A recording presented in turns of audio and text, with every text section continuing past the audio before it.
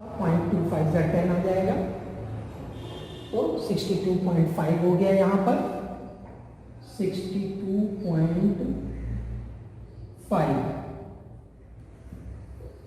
अगले क्लास को लेंगे 32 है हमारा, तो 32 इंटू 100/40, फिर से वही करेंगे 2 2 4 2 5 10, सॉल्व कर लेंगे 5 2 10, 0 carry 1, 5 3 15 1 16 by 2 80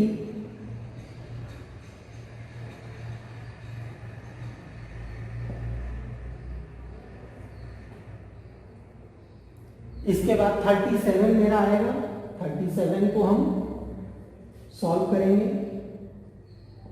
37 into 100/40, 0 0 2 2 4 2 5 10, 5 7 35, 5 carry 3, 5 3 15 and 3 18 divided by 2, तो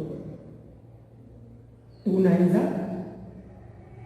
18, 2 2 4 carry 1, 2 5 10, तो 92.5 आ गया यहाँ पे।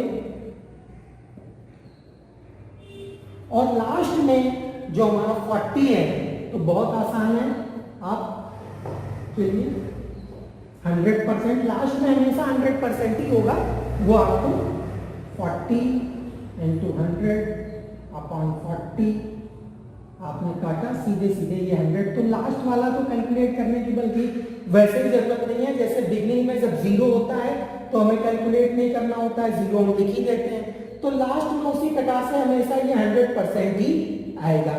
तो इस तरह से हम ये क्यूमुलेटिव फ्रीक्वेंसी का परसेंटेज निकालते हैं और ये मिला। अब इतना कर लेने के बाद बारी आती है ग्राफ के प्लॉटिंग। तो ग्राफ के प्लॉटिंग में ओजाइल कर्व में हमने शुरू में कहा था कि इसको प्रतिशत संचयी आवृत्ति वक्र भी कहते हैं। तो यहां पर ये कॉलम मेरे लिए काम का है ग्राफ प्लॉट करते समय, और साथ ही साथ क्लास ये कॉलम, इन दो काम में प्रयोग करना है। तो बाकी चीजों की अब हमें जरूरत नहीं पड़ेगी, तो हम इनको हटा देते हैं और बल्कि इसको थोड़ा सा क्यूमुलेटिव फ्रीक्वेंसी का जो परसेंटेज है ये भी मिलकर ले आए, जिससे मेरे ग्राफ प्लॉटिंग के लिए स्पेस काफी मिल जाएगा। 100 92.5 80 62.5 42.5 27.5 17.5 7.5 and 0।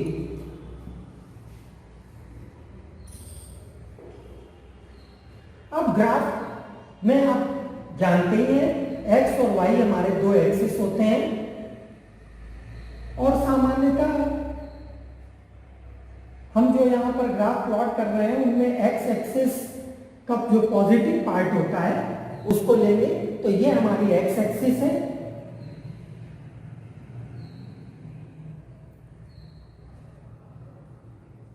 वो x रिप्रेजेंट कर रहा है पॉजिटिव पार्ट, और ये मेरा y एक्सिस है,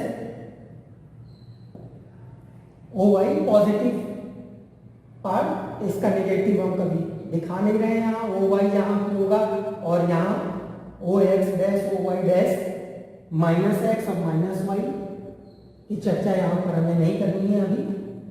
अब यहाँ पर क्या है कि ग्राफ में सबसे तीन जो बड़ी विशेषताएं अपने पिछले लेक्चर में बताई थी, वो ये तो ग्राफ का एक हेडिंग होना चाहिए, यानी कि ग्राफ किसका है, तो हेडिंग जो होगा इसका पाठ्य प्रश्न में जो दिया रहेगा वहां से आप लेंगे। तो वहां से आप एक इसकी हेडिंग जैसे ओजाइव कर्व बनाना है तो ओजाइव कर्व ऑफ जो भी क्वेश्चन दिया हुआ है वहां से ले लें आप कि क्लास है यहाँ पर और यहाँ संचयी आवृत्ति का प्रतिशत आपने निकाला है तो एक्स एक्सिस पर आप क्लास ले लेंगे और वाई एक्सिस पर आप क्यूमुलेटिव फ्रीक्वेंसी का ये जो प्रतिशत है इसको ले लेंगे। तो यहाँ पर हमेशा ये 100 ही आएगा। आपकी क्यूमुलेटिव फ्रीक्वेंसी कुछ भी हो लेकिन जब आप परसेंटेज में उसको निकाल लेंगे तो 100% में वो चीज कन्वर्ट होकर के आ जाएगी। तो यानी कि जो आपके पास प्रतिशत निकालने के बाद जो संख्या आएगी वो 0 से लेके 100 तक होगी, 100% तक। तो हम इसके लिए आप ये मान सकते हैं वाई एक्सिस पर कि 10% इक्वल टू 1 सेंटीमीटर यदि आपके पास ग्राफ पेपर नहीं है। और यदि ग्राफ पेपर है, ग्राफ पेपर में हमारे खाने होते हैं तो वहां पर आप मान लेंगे कि 1% इक्वल टू 1 कॉलम या 10% इक्वल टू 1 सेंटीमीटर। तो यहाँ पर एक सेंटीमीटर पे 100 तक यानी कि 10 आप मार्किंग कर दीजिए। हमने यहाँ कर दिया, मान लीजिए 1। तो 1 क्या है, 1 सेंटीमीटर पे मेरा 10 रिप्रेजेंट करेगा, 2 सेंटीमीटर पे 20 रिप्रेजेंट करेगा, 3 सेंटीमीटर पे 30 रिप्रेजेंट कर रहा है, 4 सेंटीमीटर पे 40 रिप्रेजेंट करेगा, 5 सेंटीमीटर पे 50 रिप्रेजेंट करेगा, 6 सेंटीमीटर पे 60, 7 सेंटीमीटर पे 70, 8 सेंटीमीटर पे 80, 9 सेंटीमीटर पे 90 और ये 10 सेंटीमीटर पे पूरा 100 ये रिप्रेजेंट कर रहा है एक सेंटीमीटर का। और एक्स एक्सिस पर हमने क्लास ले लिए तो हमारे क्लास जो थे पहले 5 to 10 के बीच 0 है। तो यहाँ पर जब हम क्लास लेंगे यहाँ तो 0 से हमने शुरू किया और चूंकि यहाँ 5 to 10 में भी 0 ही है तो नीचे 0 to 5 का क्लास दिया भी नहीं है तो हमें लेने की कोई जरूरत भी नहीं है क्योंकि उसका कोई मतलब नहीं रह गया, ग्राफ लंबा जाएगा। तो यहाँ स्टार्टिंग ही हम 5 से कर सकते हैं। 5, 10, 20, 30,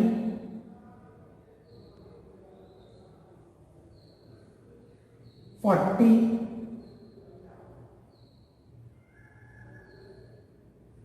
50, एक सेंटीमीटर यहां पर हमने ले लिया ये। या आपको और समझाने के दृष्टिकोण से इसको थोड़ा दूर दूर ले लेते हैं जिससे ज्यादा स्पष्ट आपको नजर आए। 5, 10 क्योंकि स्पेस काफी है हमारे पास अभी, 20,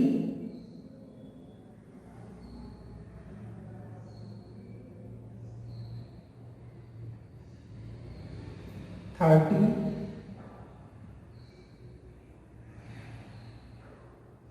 40, 50 ये।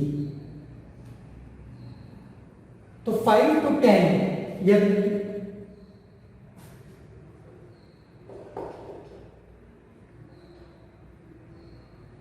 15,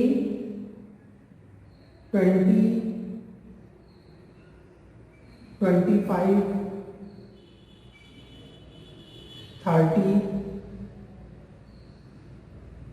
35,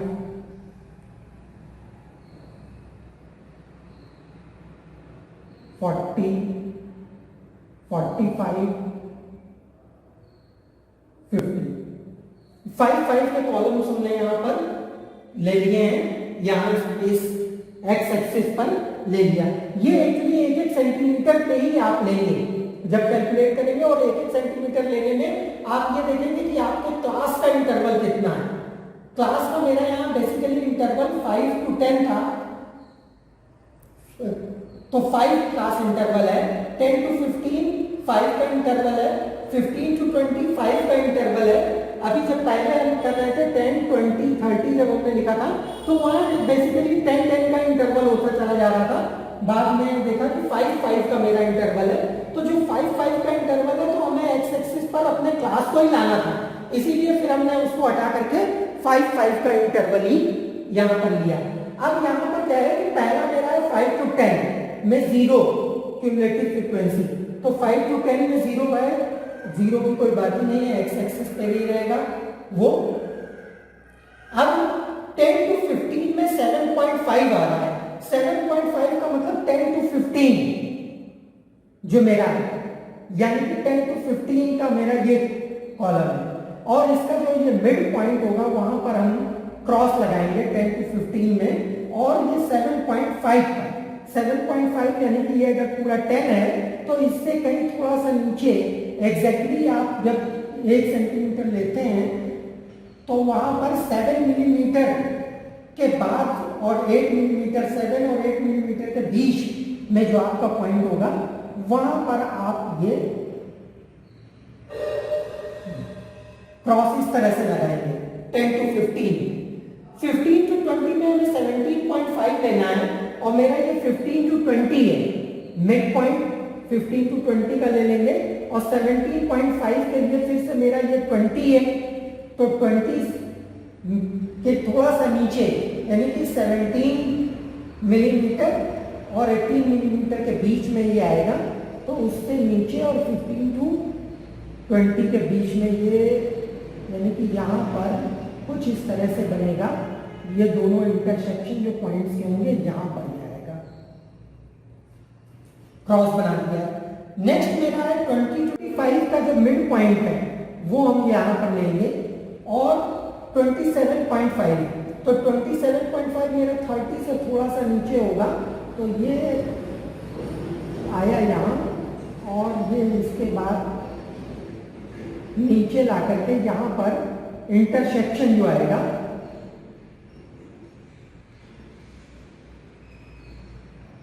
ये ले लिया हमने। और नेक्स्ट मेरा है 25 to 30, तो 25 to 30 जो मेरा कॉलम है क्लास है, 25 to 30 के बीच का जो पॉइंट है वो यहाँ आ जाएगा, और यहाँ 42.5 पे आना है, तो 40 से थोड़ा सा ऊपर यानी कि 2 पॉइंट और ऊपर 2.5 पॉइंट ये इसके ऊपर, और ये नीचे से हमने लिया, इसका जो इंटरसेक्शन पॉइंट होगा यहां पर।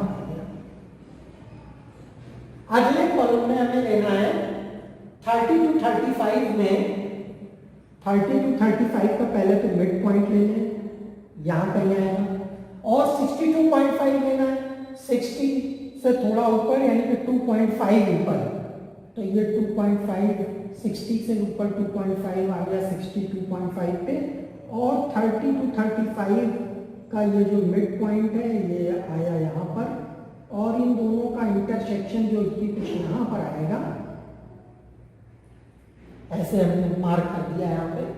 अगला मेरा है 35 to 40, तो 35 to 40 का पहले तो मिड पॉइंट ले लिया है हमने, और 80 पर, तो ये तो सीधे 80 पे आ गया, तो 80 स्ट्रेट हमने किया, और 35 to 40 में स्ट्रेट लेकर के आए,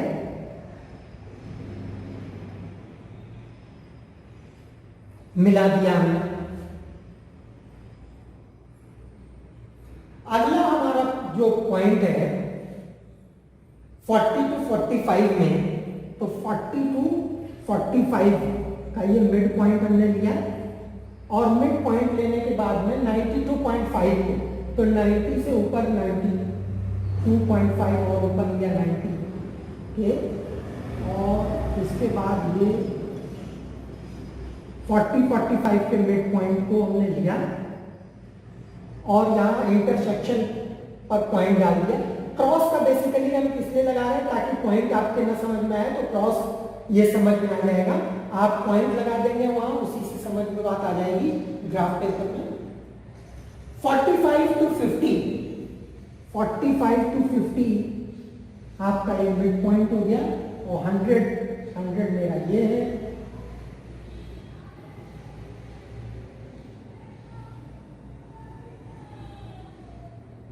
और ये जब दोनों हमने पॉइंट मिलाए तो दोनों के पॉइंट का इंटरसेक्शन हमारा ये आया, और ये प्लॉटिंग हो गई। ये मेरे जो पॉइंट्स हमने अभी प्लॉट किए, ये परसेंटेज ऑफ क्यूमुलेटिव फ्रीक्वेंसी के पॉइंट्स हैं। अगर अब हम इनको मिलाएं आपस में,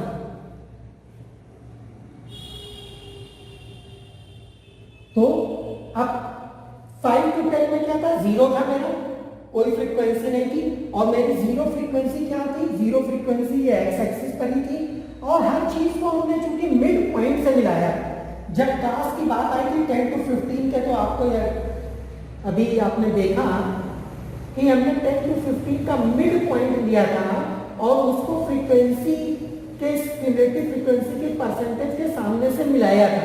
तो हर क्लास के जो मिड पॉइंट था उसको लिया था।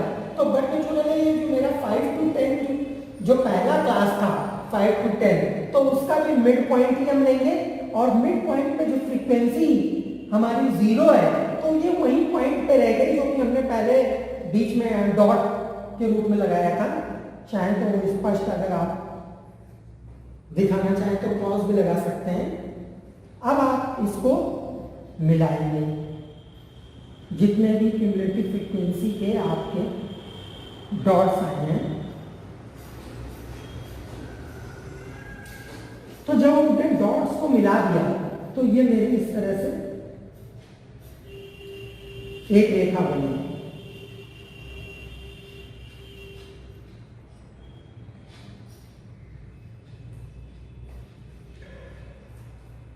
ये हमारा ओजाइक कर्व, जिसको तोरण या प्रतिशत संचयी आवृत्ति कहते हैं। अब इसको हम स्पष्ट रूप से देखने के लिए, ये जो हमने समझाने के लिए जो डॉट्स बनाए थे उनको हटा देते हैं एक बार, तो आपको स्पष्ट होगा कि देखने में हमारा ओजाइक कर्व कैसा होगा। ये जो आपका बन करके कर्व आया, यही ओजाइक कर्व है। तो यहां पर फिर से जो ग्राफ की जो बड़ी महत्वपूर्ण बात है वो ये कि एक्स एक्सिस पर आपने किस चीज को लिया है उसको ग्राफ में जरूर मेंशन करना है। जैसे एक्स एक्सिस पर हमने क्लास लिया है, तो हमने यहां क्लास लिखा है यहां, और वाई एक्सिस पर हमने क्यूमुलेटिव फ्रीक्वेंसी का परसेंटेज लिया है। स्पेस न होने की वजह से यहां पर नहीं लिखा था। अब चूंकि हमें इसके कॉलम की जरूरत नहीं है, तो कॉलम हटा देते हैं, और कॉलम हटा करके इसका क्यूमुलेटिव फ्रीक्वेंसी का ये परसेंटेज यहां हमने स्पष्ट रूप से लिख दिया, जिससे दिखाई दे संचयी आवृत्ति प्रतिशत आप यहां पर लिखेंगे। तो एक्स एक्सिस का नाम आ गया, किस चीज को हमने एक्स एक्सिस पर लिया है, वाई एक्सिस का नाम आ गया, और एक्स और वाई एक्सिस के जो इंटरसेक्शन पॉइंट्स थे हमारे टेबल के अनुसार कैलकुलेशन करके जो हमने निकाला था, उन सब पर डॉट लगा करके मिला दिया था, तो हमारा ये ग्राफ आ गया था ओजाइक कर्व का। इसके साथ ही साथ हर कर्व में उसका विषय जरूर होना चाहिए। जैसे यहां पर ओजाइक कर्व एक जनरल हेडिंग है, लेकिन क्वेश्चन के अनुरूप ये होगा, वो क्वेश्चन के अनुरूप यदि क्लास की बजाय यहां पर मान लीजिए वर्ग अंतराल के बजाय प्रश्न में यह दिया हुआ है कि गणित विषय में विद्यार्थियों के प्राप्तांकों की आवृत्ति यहां पर दी गई है प्रश्न में। अगर इस तरह का प्रश्न है तो आप यहां पर जो ग्राफ का आपका टॉपिक होगा वो विद्यार्थियों के गणित विषय में प्राप्त प्राप्तांकों का ओजाइक कर्व। ये आपके टेबल की हेडिंग हो जाएगी। तो जो भी क्वेश्चन होगा, क्वेश्चन के अनुरूप आपके ग्राफ की हेडिंग आएगी। तो ग्राफ में पैमाना पर भी ध्यान देना है कि जब आप स्केल करेंगे तो स्केल में हम यहाँ पर स्केल कौन सा लें। जैसे यहाँ 5 to 10, 10 to 15, 15 to 20, 20 to 25, ये हमारा क्लास इंटरवल ऑलरेडी जो दिया हुआ था उसको हमने ले रखा है। लेकिन यहाँ 5 to 10 अगर हमने मान लीजिए ये 1 सेंटीमीटर का डिस्टेंस ले रखा है, एक पैमाना ले रखा है कि ये 5 to 10 जो वर्गमूल है ये 1 सेंटीमीटर रिप्रेजेंट कर रहा है 5 to 10 को। तो अगले 10 to 15 में भी क्लास इंटरवल मेरा 5 का ही है। तो जब 5 का इंटरवल है तो फिर से ये भी 1 सेंटीमीटर ही होगा।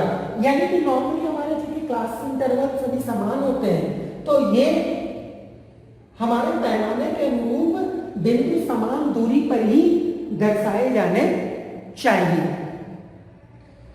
दूसरा, ओजाइव कर्व में, बल्कि इसके पहले जो हिस्टोग्राम आपने बनाया था उसमें भी ये देखा था आपने कि हमें जो पॉइंट लेना था क्लास का तो हमने उसका मिड पॉइंट हमेशा दिया था, यानी कि 5 to 10 का मिड पॉइंट, 10 to 15 का मिड पॉइंट। क्योंकि पॉइंट हमें प्लॉट ग्राफ पेपर पे पॉइंट प्लॉट करने के लिए तो हमें एक्स एक्सिस का एक पॉइंट चाहिए होता है और वाई एक्सिस का एक पॉइंट चाहिए होता है।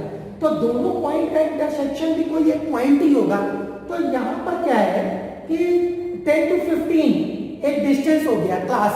तो 10 to 15 जब मेरा डिस्टेंस था तो हमने उसका एक मिड पॉइंट जब ले लिया तो हमें एक पॉइंट प्राप्त हो गया था और पॉइंट को दूसरे पॉइंट के इंटरसेक्शन से मिलाया तो ये जितने भी क्रॉस लगे हुए हैं वो सारे पॉइंट्स प्राप्त हो गए और इस प्रकार से हमारा ओजाइव कर्व बन गया।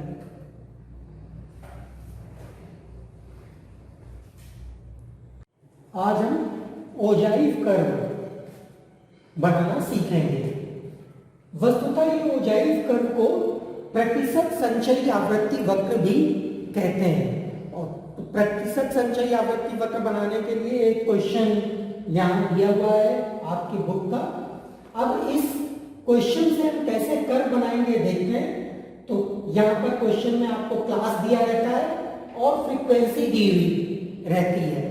अब इससे कर्व बनाना है हमें ओजाइव। तो ओजाइव को जैसा पहले हमने नाम बताया कि प्रतिशत संचयी आवृत्ति वक्र भी इसका नाम है। सिलेबस में ओजाइव लिखा हुआ है आपके। तो प्रतिशत संचयी आवृत्ति के लिए आवृत्ति तो मेरी ये दी हुई है, फ्रीक्वेंसी को आवृत्ति कहते हैं, और संचयी आवृत्ति या क्यूमुलेटिव फ्रीक्वेंसी। तो सबसे पहले क्यूमुलेटिव फ्रीक्वेंसी हम निकालते हैं। इसमें यहां पर क्यूमुलेटिव फ्रीक्वेंसी एक आपने पिछली कक्षाओं में निकाला हुआ है कि जो भी फ्रीक्वेंसी यहां नीचे लिखी हुई है सबसे पहले क्लास इंटरवल की वो तो वही रहेगी। अगर यहाँ 0 है तो ये 0 रहेगा। इसके बाद हर अगले क्लास में या हर अगले वक्र में हम पिछली कक्षा की फ्रीक्वेंसी जोड़ते हुए चले जाएंगे। तो वहां पर जब हम 3 को 0 से जोड़ेंगे तो यहाँ पर 3 आ गया। इसी तरह से अगली कक्षा में हम इसको जोड़ेंगे तो 4 और 3 को जोड़ेंगे तो यहां पर 7 आ गया। 7 को 4 से जोड़ देंगे तो यहां पर 11। 11 को 6 से जोड़ने के बाद में अगली कक्षा में क्यूमुलेटिव फ्रीक्वेंसी हमारी हो जाएगी 17। इसको जो हम अगली कक्षा में जोड़ देंगे 8 से तो 25। फिर अगली कक्षा में 25 को 7 से जोड़ देंगे और उसके सामने लिख लेंगे 32।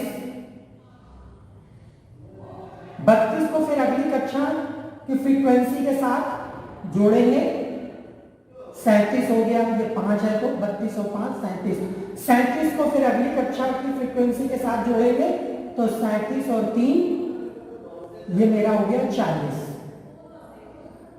तो इस प्रकार से ये हमें क्यूमुलेटिव फ्रीक्वेंसी यानी कि संचयी आवृत्ति प्राप्त होगी। वस्तुतः संचयी आवृत्ति क्या होता है, जब हम फ्रीक्वेंसी वाले कॉलम को जब यहाँ जोड़ेंगे तो इनको जोड़ने के बाद आपको यहाँ पर n बराबर 40 प्राप्त होगा, और यहाँ पर क्यूमुलेटिव फ्रीक्वेंसी में भी आपने देखा कि लास्ट में हमें 40 मिल गया है। ये दोनों संख्याएं एक ये बता रही हैं कि आपका कैलकुलेशन सही है। अब हमें प्रतिशत निकालना है, प्रतिशत संचयी आवृत्ति। तो प्रतिशत संचयी आवृत्ति से क्या तात्पर्य है मेरा कि यहां पर मान लीजिए 0 है, तो 0 शून्य में तो कोई समस्या ही नहीं है कि शून्य कितना प्रतिशत है, लेकिन मान लीजिए यहां पर जब ये 10 से 15 जो मेरा क्लास है, तो 10 से 15 वाले वर्ग की आवृत्ति 3 थी और संचयी आवृत्ति भी यहाँ 3 थी।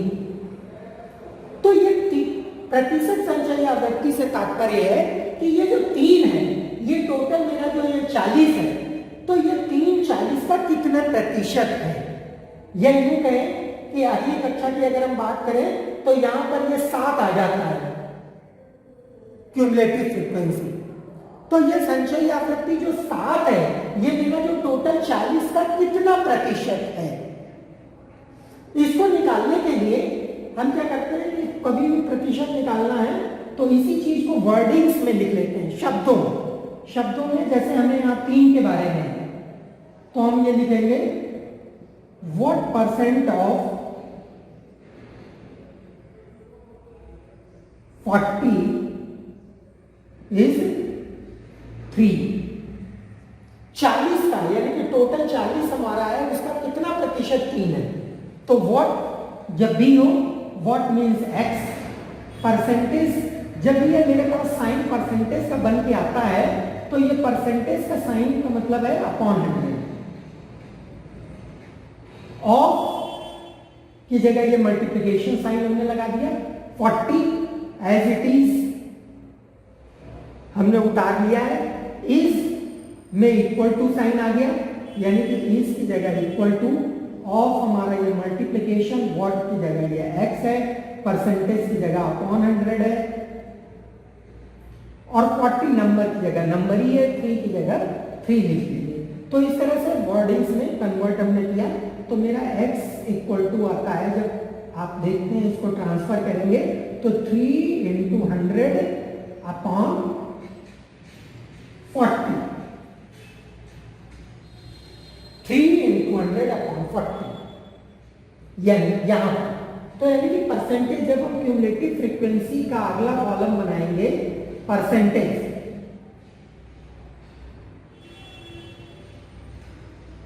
तो इसके लिए हम इसी तरह से वर्डिंग्स में हमने जो कैलकुलेट किया है, तो हमेशा आप ये क्या देख रहे हैं कि जिसकी यहाँ पर 3 के सामने अगर आप देखें तो ये 3 मेरी क्यूमुलेटिव फ्रीक्वेंसी थी, यानी कि अगर इसका परसेंटेज हमें इस कॉलम में निकालना है तो 3 को तो एज इट इज लिखेंगे, इसके बाद इनटू में 100 आ जाएगा। यहाँ पर 100 फिक्स है, यानी कि सभी के लिए हमें सब कॉलम्स की निकालनी है, सारे क्लास की निकालनी है, तो हर क्लास के लिए मेरा ये 100 फिक्स रहेगा। और ये 40 जो टोटल मेरी फ्रीक्वेंसी है, ये भी सभी कॉलम्स के लिए हमारी फिक्स है। तो बदलेगी क्या, केवल क्यूमुलेटिव फ्रीक्वेंसी बदलेगी, 3 वाले कॉलम में 3 हो जाएगा, 7 वाले कॉलम में 7 हो जाएगा, और इस तरह से मेरा क्यूमुलेटिव फ्रीक्वेंसी का परसेंटेज आ जाएगा। तो अब हम इसको यहां पर निकाल करके देखते हैं। यहां पर 0 × 100 अपॉन 40, तो कहने की जरूरत नहीं है, इसका मतलब तो ये 0 × 100 अपॉन 40 जब ये हम हल करेंगे तो ये 0 ही आएगा यहाँ पर। तो सॉल्व करके CF परसेंटेज 0 हमने ले लिया, और जब यहाँ ये 3 था तो 3 के लिए हमारा क्या था, अभी हमने वर्डिंग्स में चेंज करके देखा था, 3 × 100 अपॉन 40। तो जब ये सॉल्व करेंगे 0 से 0 मेरा कैंसिल हो गया, और ये मेरा जो हुआ 30 अपॉन 40, सॉरी 30/4, 4 7 28, 4 7 28, 29 30, 2 बचा तो 0.5 हो गया यहाँ पे। तो 30 को 4 से भाग देना आप सभी जानते ही हैं, 7.5 हमारा यहाँ पर आ गया। तो यहाँ क्यूमुलेटिव फ्रीक्वेंसी का परसेंटेज हमने लिख दिया 7.5। अब इसी में जो अगली क्लास के लिए हम देखते हैं 7 क्यूमुलेटिव फ्रीक्वेंसी का परसेंटेज निकालना होगा। तो क्या करेंगे, 7 × 100/40 हो जाएगा। फिर से 0 0 कैंसिल हुआ, 70/4 तो डिवाइड करेंगे, 4 1 4, 3 आया 30 हो गया। फिर से 4 7 28 और मेरा जो 2 बचा डेसिमल के बाद, तो 4 5 20, तो 17.5 सॉल्व करने पे मेरा आया। तो यानी कि 7 में मेरा CF का जो परसेंटेज है वो है 17.5, हमने यहां पर लिख दिया।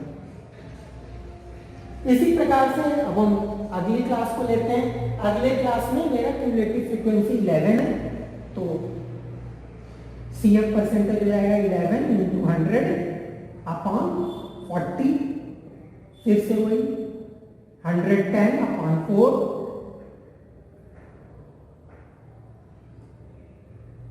तो 4 2 8 मालूम है। फिर से हमारा 30 आ गया वहां पे, तो 4 7 28 और फिर 0.5 आ जाएगा, 4 5 20 में डेसिमल, तो 27.5।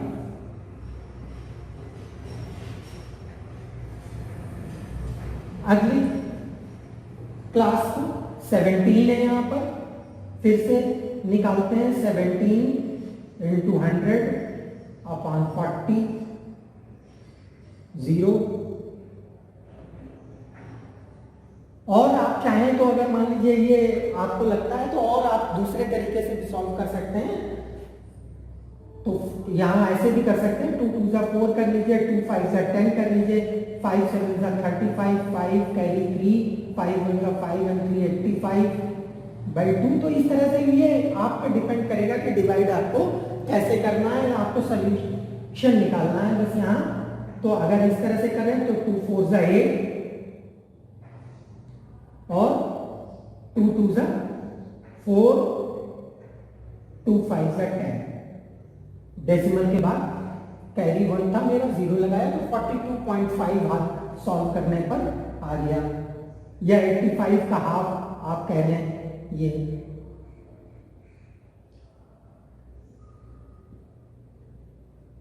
अब नेक्स्ट हमें निकालना है 25 ×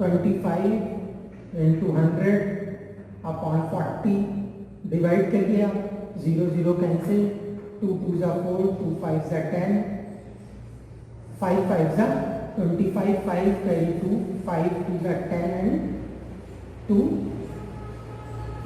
12/2। तो ये सॉल्व करने पे 2 6 12, 2 2 4,